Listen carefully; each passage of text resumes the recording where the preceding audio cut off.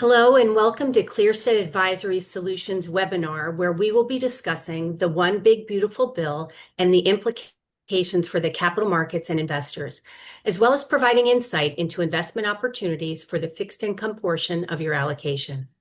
My name is Jean Heath, and I'm a Senior Managing Director and responsible for national sales at ClearSet. Joining me today are my colleagues Dan Magus, Tom McNally, and Ryan Stollard. Dan is our chief economist and head of public equity, where he supports the firm's macroeconomic viewpoint and leads public equity research. Prior to joining ClearSet in 2018, he was a senior director with Fredonia Custom Research, partnering with global clients on market research initiatives, and he also spent over a decade as an economist with the U.S. State Department, specializing in economic development, international assistance, global labor markets, and trade policy. Tom is a managing director at ClearSet Advisory Solutions and serves as a quantitative strategist and the lead portfolio manager for the Credit Select Risk Managed strategy, which we'll speak about today, and other key strategies. He also oversees trading operations. With over 26 years of investment industry experience, he holds both the Chartered Market Technician and Chartered Financial Analyst. And Ryan is a portfolio manager at ClearSet Advisory Solutions and has expertise in quantitative strategies, product positioning, and portfolio communications. He also holds a Chartered Financial Analyst designation. We will be taking questions at the end of the webinar, so please feel free to type your questions in the chat. And now I'm going to turn it over to Dan to discuss the One Big Beautiful Bill. Dan? Thanks, Jean. Much appreciated. Next slide, please. So before we get into the One Big Beautiful Bill, we're going to talk briefly about the markets and AI. We'll touch a little bit on just the resiliency of the economy as well as any pockets of weakness that we see. We're going to talk about the One Big Beautiful Bill and the fiscal framework it lays out. We're going to touch on Fed independence, and then we're going to set up the conversation for my colleagues on what characteristics you might want to see in your fixed income portfolio given the context I'm going to provide. So the next slide, please. Just briefly, you can see, I think hopefully the center line that's kind of in the middle in the darkest blue is this year. But what you can kind of see is that we've had over 30 record highs in the S&P 500 this year, 24 of which occurred in Q2 alone. So we've seen a lot of strong momentum in the markets. We've had a very robust earnings season. And again, on balance, a fairly resilient U.S. economy. And that has powered the S&P 500 to over 30 record highs. And even now, even though we've had a little volatility in the last few days, really only about a 1.5% off the most recent record high. So next slide. And a big part of this is because of AI. AI really is impacting the real economy. We see it driving fixed capital investment in terms of kind of a contributor to our real GDP. And if you look at actual industrial production and subcomponents on the right, you can see things related to the model build-outs or AI model development, as well as the data center build-outs. You're seeing these things really move exponentially compared to the rest of kind of the industrial base in America. So there's a lot of real activity around the AI trade right now. And if you go to the next slide, this is because to an extent, there's probably still legs for this AI trade to develop. We're really at this agentic AI phase. We've seen these things with the large language models and ChatGPT, and they can answer some questions. They can do good summaries. They can recognize text. They can create text. They can create images, etc. And the next phase, most technologists predict, is that they're going to be taking these models and embedding them in first simple and then eventually more complex robots. And these things will allow us to really take the next step. And so as we see this evolution progress, again, there's probably additional investments and innovation yet to come related to this, the development of the AI era here. Okay, so for the next slide. In general, we're going to talk a little bit about some, pockets of weakness in the economy. Overall, it's been pretty resilient. We have seen some softness in the labor market. My colleagues are going to talk about that as how it kind of puts the Fed between a rock and a hard place. But these are concurrent kind of economic signals here. We look at unemployment claims, Same source weekly sales year over year. We have TSA checkpoint numbers. And again, what you see here is that none of these are flashing any type of, real weakness. So they're really kind of they're not signaling robust growth, but they're signaling kind of things are in a pretty status quo, stable environment for the most part. Now, again, these aren't leading indicators, but they are concurrent. And if you saw weakness in any of these, it might be telling us something. But right now, they seem to be in a pretty good spot. Okay, so now we're going to talk about the one big beautiful bill. And I think the important thing to kind of keep in mind when you think about it is that it did extend the tax breaks from the initial Trump law. That was the Tax Cuts and Jobs Act back that he passed in his first administration. So he took those, that was an extension. But it also layered in a fair amount of new provisions and new stimulus. And you see a lot of it here. And I think the important thing to kind of bear in mind is that many of these provisions will really start to manifest themselves in earnest for the real economy early to mid next year. So for instance, the no tax on tips, no tax on overtime, some of the deductions for Social Security recipients, all of those were actually retroactive to this year. But many households won't see that money until they file their tax returns in the spring of next year, in which case they should be seeing much larger refunds and rebates from the IRS than previously. So that will be new spending that could be injected in the economy. Secondarily, there's a lot of things for businesses briefly that will allow them to facilitate CapEx spending. But because of a little bit of the uncertain trade environment, I think many businesses outside of the AI spend have been holding off a little bit. But we would expect as uncertainty decreases, you'll see that spend begin in earnest next year. And then, so while the one big beautiful bill cut some taxes and increased some spendings in some areas, it also cut some spending and raised some taxes in other areas. On balance, it had more tax cuts and spending increases than the spending cuts and revenue. So the headline number you saw was about $3.3 trillion added to the national debt over the course of a decade. However, it's worth noting because this is a fiscal framework passed by Congress, it was quote unquote scored, and that was that figure. 3.3 trillion adding to the debt. It doesn't account for the fact that we have a fair amount of tariff revenue. And that's simply because the Congressional Budget Office doesn't score that because it comes out of executive orders and not via congressional mandates. But the money is very real. And right now it's kind of running close to, it would be $2 trillion over the course of the decade. So roughly speaking, 60% or more of the the additional deficit or debt created by the one big beautiful bill could potentially be offset by the tariff revenue that's currently coming in. And I know some of that tariff revenue was challenged in courts, but by and large, right now, we expect most of the tariffs in place to survive those court challenges. There's several laws that allow the president to impose tariffs, and even if some of them are deemed that he overstated his authority under some laws, there are others on the books we think they can utilize for the preponderance of the tariffs in place right now. So the big implications, again, short-term stimulus, particularly next year and into 27. Longer term, it could add a bit to the debt, but we'll have to see how the tariff revenue shakes out over the next few years. Okay. We're going to pivot to, I think, the government shutdown on the next slide. And I think it's worth noting is a few things on this. One is that typically government shutdowns are fairly short-lived. The longest you see there was about 35 or so days. That was under the first Trump administration.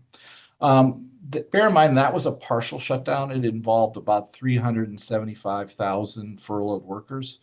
This shutdown more than doubles that in terms of the amount of furloughed workers. You probably heard today in the news that the active military, they reappropriated some funds that were outside of the kind of traditional appropriation framework to pay active service members. A little less quiet, but most government civil servants who are furloughed will actually get paid on Friday, about 70%. They'll get the last 7 days of September. They'll miss 3 days in October where they were furloughed, but they'll probably get about a 70% payout for their this payday. The next payday should be at the end of this month in October, and that's the next big catalyst to see if they compromise either side between now and then.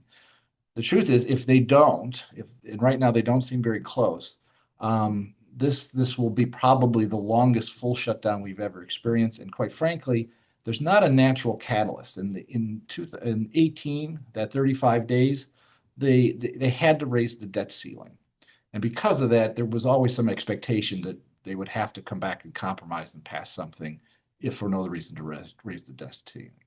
The one big beautiful bill actually raised the debt ceiling probably out to 2028.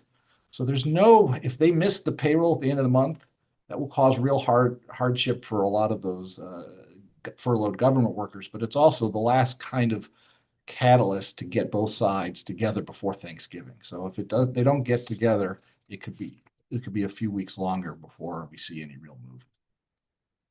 Okay, I think we have then a slide. I think we're getting to just the last few slides I have. It's just as we bear in mind, as you think about the Fed and the predicament they're in, just bear in mind the U.S. economy is probably less cyclical than it ever used to be. We have less energy, per dollar of GDP produced, we're less energy dependent. We have less heavy industry as a share of the economy than we used to, say, in the late 70s or early 80s. And for all these reasons, the economy, more service oriented, less prone to cyclical movements than it ever used to be. And that provides some natural resiliency in the face of the government shutdown, in the face of an evolving tariff policy, even as we think about the pockets of weakness in the economy. Structurally, I think the economy is a little less cyclical and a little more resilient than it has been in the past. Okay.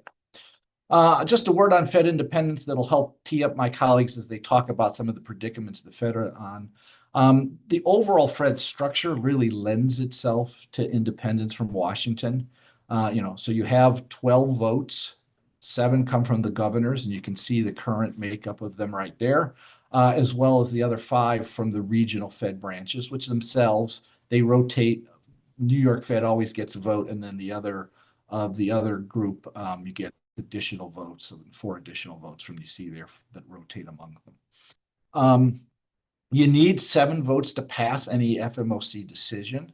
So again, even if the president eventually names a new chair, which he probably will in May when Jerome Powell's term ends, there's many other votes that really have to be brought to bear to actually make any changes to U.S. policy.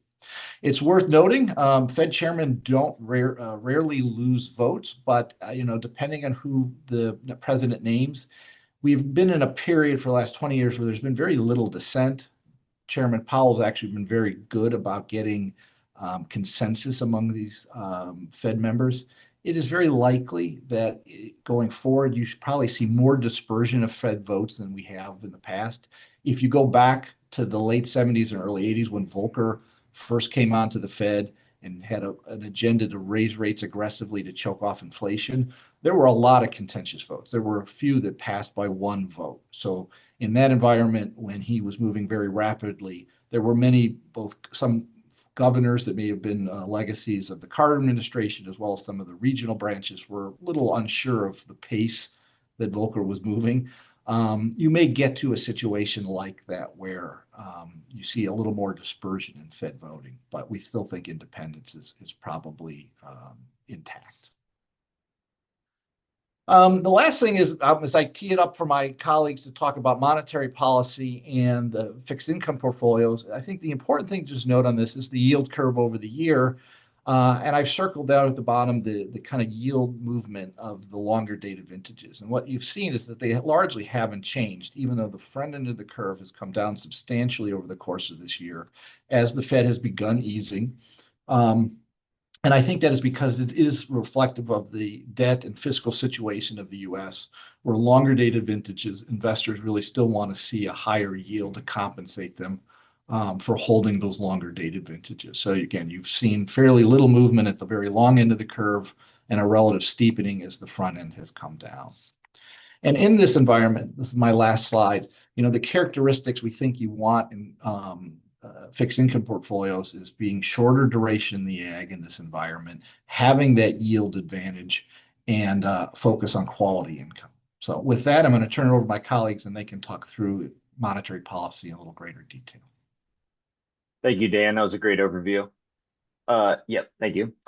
So when we think about U.S. monetary policy and its outlook, it's really good to keep the Fed's dual mandate in mind. So which includes one, price stability, and two, full employment. Currently, the Fed is having to delicately weigh policy decisions.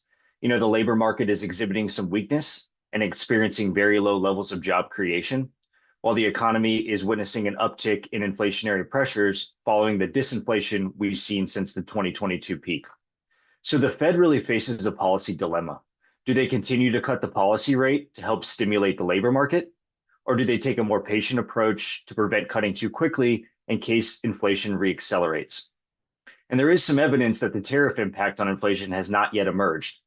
So by cutting rates before inflation has truly been tamped down, they risk having less monetary tools to fight against a surge in prices. On a year-over-year basis, we've seen CPI and core CPI have increased since May. And while the unemployment rate has been inching higher since late 2023. Next slide, please. Investors are concerned we might see another economic period like the one we faced in the 1970s. The Fed began to cut the Fed funds rate in mid-1974 through 1975 as they thought inflationary pressures had been defeated. However, inflation surged again in the late 1970s, and the Fed was behind the curve at this point and had to reverse policy decisions. This is the scenario that today's central bank is seeking to avoid. Next slide, please. As mentioned, the U.S. labor market is showing some signs of weakness. The previous jobs reports saw large downward revisions to the initial figures, while the rolling 3-month average of new jobs created has moved meaningfully lower. However, while job growth has stalled, the overall U.S. labor market remains relatively stable at this time. Next slide. So the minutes from the most recent Fed meeting in September show that on balance, Fed officials were more worried about the labor market than the near-term inflation dynamic. At the September meeting, the FOMC elected to lower the policy rate target range by 25 basis points. The weakening labor market prompted a, quote, risk management cut from the central bank. And when we review the most recent dot plot you can see on your screen, we see a lot of dispersion between the Fed officials in terms of their outlook. So each dot represents an FOMC member's vote on where rates should be by year end in that given year. And so since the June meeting, you can see the change in the dot plot. Some FOMC members have shifted to being more dovish. We had 9 members who believe the Fed funds target range should be 3.5 to 3.75, which believing that one more additional rate cut would be warranted in 2025. And while the Fed is slightly more focused on the labor market dynamic versus inflation at this point, it may be difficult to judge since no official BLS data on employment and inflation is being released due to the government shutdown.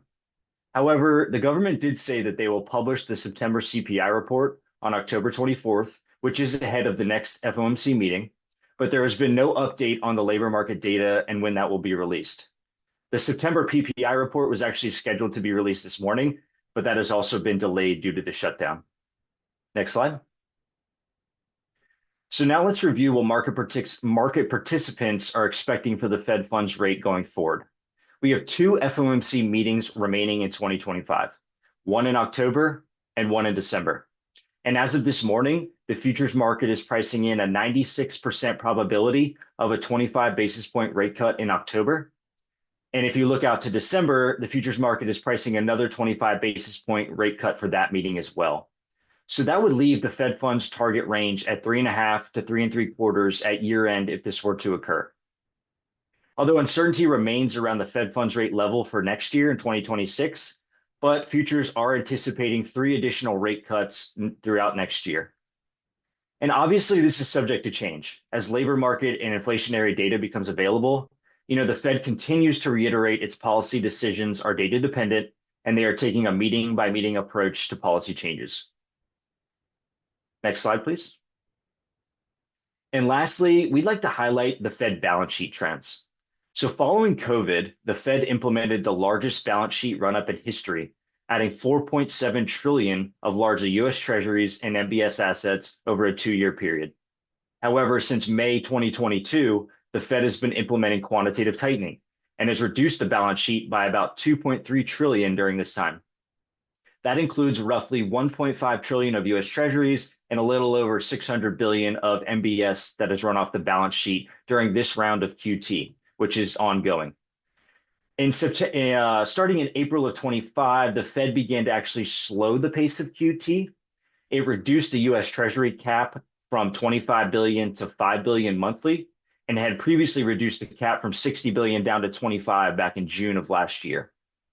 It also maintained the agency debt and MBS cap at 35 billion a month, and so that's where the focus will be going forward. As market participants seek to navigate these economic and policy dynamics, we believe our credit select risk managed strategy can increase total return amid any market condition. And for more on this strategy, I'll pass it over to Tom McNally, portfolio manager, to dive into the investment process and the underlying model. Hey, that was great, Ryan. I appreciate your insights as well as Dan's. Great market overview. And I think we can all agree that the one takeaway is that we're in a somewhat uncertain and elevated environment of risk in equities and definitely fixed income. My name's Tom McNally. I'm a portfolio manager for Credit Select Risk Managed Strategy. Historically, it's done pretty well in environments like the current one. Been managing the strategy since 2006, so we're coming up on a 20-year live track record that we're very proud of. And I always tell people, if I had to invest in a single asset class, I would absolutely choose high yield fixed income. Over a market cycle, the returns can be very attractive when compared to other fixed income sectors, and even comparable to equity returns if you're measuring on a risk return basis. So the red line here is the high yield index. The yellow line's TLT, which is like the longer term treasuries, and the green line is the ag. Please notice that high yield obviously is outperformed, but what you can see is that high yield does experience large drawdowns from time to time. 2022 saw a 16% drawdown. 2020 during the pandemic, high yield fell 22%. And then the big one back in 2008, high yield fell about 40%, if you can believe it. So the objective of Credit Select strategy is to limit the high yield drawdowns while trying to capture the majority of the market advances. Yeah, great, thank you. So Credit Select strategy lies in the non-traditional bond category. And as mentioned, we'll soon have 20-year live track record. The alpha is primarily generated through the strategy's high yield ETF allocations as well as the risk management. But it can invest in any fixed income sectors with some constraints that we'll discuss. The strategy uses all ETFs in an effort to add liquidity to a not so liquid market. Next slide, please. Great, thank you. Credit Select is purely rules-based quant strategy with model allocations being determined by 3 inputs. Now, the first and most important input is price. We use a proprietary index comprised of high-yield mutual funds, high-yield ETFs, and high-yield closed-end funds. The index value is calculated daily, and in the simplest terms, if the index is trending higher, a buy signal will be triggered. And if the index is trending lower, a sell signal will be triggered. The worst case scenario for the strategy is a sideways or trendless market, since these environments can cause whipsaws or short, unprofitable trades. To offset some of the price model risk, Credit Select utilizes multiple signals based on different triggers. We currently, the model is using 4 different signals. The second input utilizes high yield spreads to determine the sensitivity of the 4 signals. And when spreads are tight, like in the current environment, the strategy is going to rely more heavily on shorter term signals in an effort to hold on to gains. When spreads blow out, like we saw in 2008 or 2022, the strategy will utilize longer term signals in an effort to avoid whipsaws. So as the market volatility increases, the signals actually become less sensitive. And 2008 was a great example as we spent most of the year hiding in money market. Next slide, please. Thank you. So the third and final input of the model uses a relative strength screen to determine which areas of the fixed income market are performing the best. It could be core high yield, short duration high yield, maybe bank loans, floating rate, or the ag. And Credit Select will always maintain a core high yield allocation for liquidity reasons, but will include other top performing sectors. The relative strength model also determines where to invest during risk off signals. And 2022 was a great example of the model adding value as we relied heavily on cash during that year rather than moving into treasuries or the ag. Some of our competitors' models are binary, meaning that they always buy treasuries during risk off. And this was somewhat evident in their 2022 performance numbers. Next slide, please. One more. Thank you. So this slide highlights the allocation changes in the strategy since 2020. And as discussed, please notice the strategy spent a large amount of time in the safety of money markets during the 2022 decline. And I'm sure everyone remembers there wasn't a lot of areas to hide during 2022 other than cash, as treasuries and corporates sold off at the high yield market. Most recently, the high yield market had a small 5% correction in May through April of this year. And Credit Select de-risked during late March, early April, and then quickly moved back to fully invested in late April. Next slide, please. All right, this is one of my favorite chart slides that we use. And it shows how Credit Select has been able to sidestep all the major drawdowns since its inception in 2006. This is not an equity strategy, but we include the S&P 500 to show the different volatile periods. And if you look over there on the left, you're going to see the 2008 financial crisis. High yield was down, I've mentioned, almost 40%. And Credit Select drawdown during that period was about 1%. 2020 pandemic sell-off, high yield fell 13%, and Credit Select was down about 2%.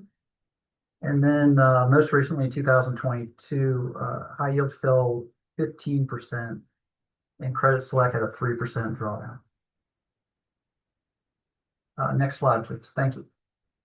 So on this one, we like to highlight how Credit Select improves portfolio metrics at different allocation levels. And as you can see in the three scenarios, Credit Select pushes accounts further out on the efficient frontier by increasing returns and decreasing risk. Having an allocation to high yield increases returns over a market cycle, but adding a risk management overlay enhances the risk return profile further by helping advisors and clients ride out volatile periods and taking advantage of wider spreads. I would ask that you please let us know if you'd like to explore this further, and Ryan and I would be happy to model any allocation percentages or levels that you would like us to. And then if we can go to the next slide, maybe. Yeah, perfect. So the final two slides is Credit Select's yearly return numbers going back to 2007, as well as the upside and downside capture.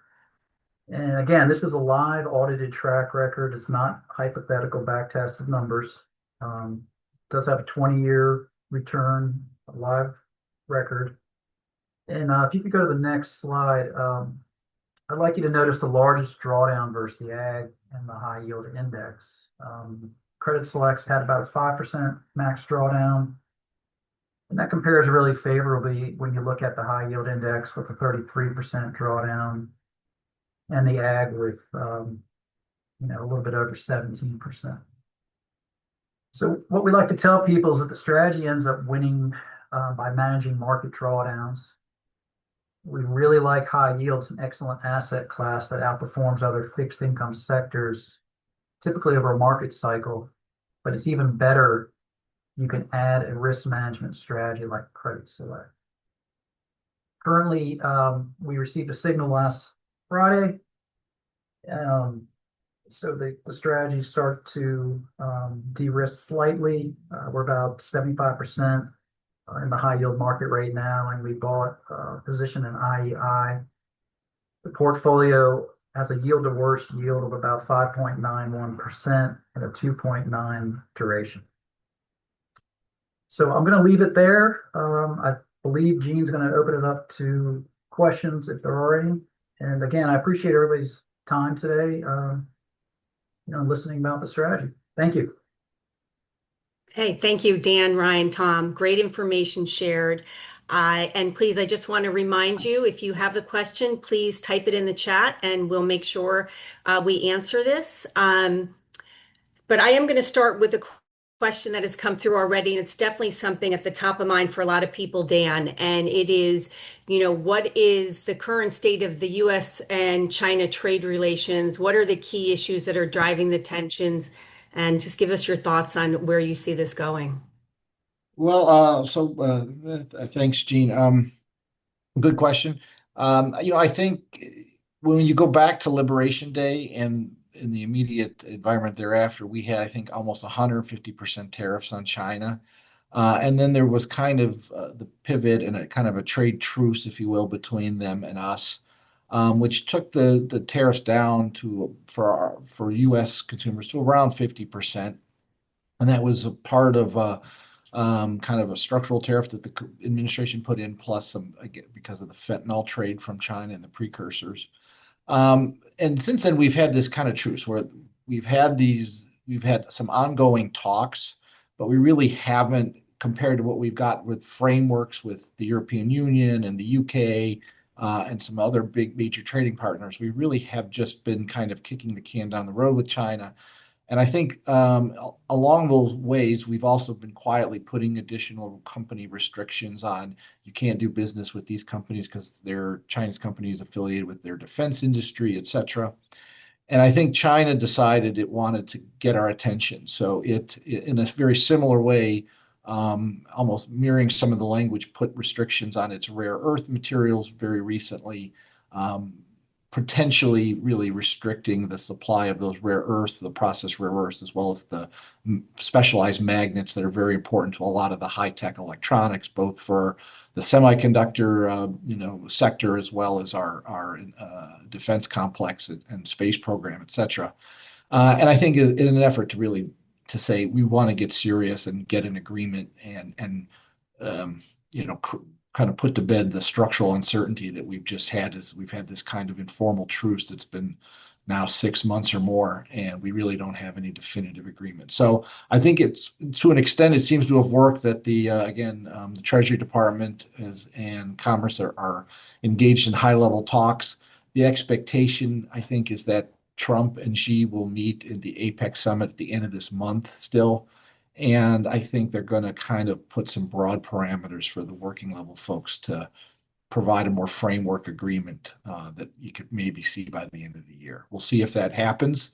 So far, the administration has been pretty good about working these out with other trading partners. China's always been probably one of the trickiest, but I think markets are largely giving them the benefit of the doubt at this point that they'll also have an agreement in the near future. Okay, well, it looks like there could be some light at the end of the tunnel here with all this back and forth. So, I'm going to shift to the AI topic. Yeah, I love that slide that you had where, like we're probably in that physical AI stage moving to, I guess, is it AGI? I'd love a little bit of thought on that in terms of time frame and as that shifts along, if you have any thoughts on that. Yeah, I mean, so we get asked the question a lot, is this like the dot-com bubble? Is it, there's a lot of analogies people are making, and there are some reasonable comparisons you can make from then to now. I think on balance, I think some conventional wisdom is you need a boom before a bubble. And I think while there are risks, I wouldn't want to understate them. On balance, I think the evidence suggests to us right now we're more still in the boom phase than in something that's more bubble-ish. We're not seeing crazy amounts of leverage put in place yet around some of this build out. It's largely being self-financed and by a fairly narrow number of players. Again, I think we see that technology kind of frontier, moving from the models to the robotics. And so far, I think we're watching. You can still overpay for assets. We do know when it reaches an end, typically the companies that benefited the most from that initial phase aren't usually the people who benefit on the next phase. We saw that in .com. So many of the .com winners in the late 90s kind of lagged for a period of time. But I think we're probably still have some legs to this current AI trade, given the real earnings growth that we've seen, and really the frontier is still moving. So. Okay, thanks. Very interesting, Dan. I'm going to shift now to talk a little bit about credit spreads and, the effect it has on our strategy. Tom, you spent some time talking about the credit select risk managed strategy, how it's been doing, the long history of 20 years, coming up on 20 years. I would like to understand, what are your thoughts on credit spreads being so tight? How does that affect our portfolio? Yeah, that's a great question. We've actually had a few clients ask the same question. The optimist in me says that it's not necessarily a bad thing. It's actually a good thing. It shows how well the economy is doing. Default rates are still extremely low, which makes sense that credit spreads would be this tight. Historically, if you go back and look at a chart of credit spreads, they can stay tight for extended periods of time. So it's not necessarily a sell signal or a warning that you shouldn't be in high yield currently. Again, I mean, this could last for, who knows, like 6, 12, 18 months, and you're still picking up good yield with the high yield market. So, that being said, there's really only one way that they could go, but again, we just don't know the timing of it. So I would suggest if you're in the high yield market, or if you're going to be adding to the high yield market, then a risk management overlay like Credit Select would be a good idea. Okay, thanks, Tom. Okay, Ryan, to you now. So you talked about, the strong potential of 2 rate cuts before year end. So looking at the lower rate environment, how does the Credit Select risk managed strategy fare during this type of environment? Yeah, great question, Gene. So as yields come down, obviously fixed income will produce lower income streams. However, when yields go down, bond prices move up. If you look at the average price of high yield bonds in the index and some of the underlying ETFs, these bonds are still trading about $95 to $96 per par value. So, you'll get a little bit of appreciation as yields come down to help offset that lower income streams. And Credit Select's just going to continue to clip its coupons, and it is a total return product, so focused on price return in addition to those coupons. Tom, anything to add? No, I think that's great. Yeah, I mean, we got some upside potentially in the bond prices, and again, not the worst thing in the world to have tight spreads. I think even I think we'd all agree it's just a sign of how well the economy's been doing.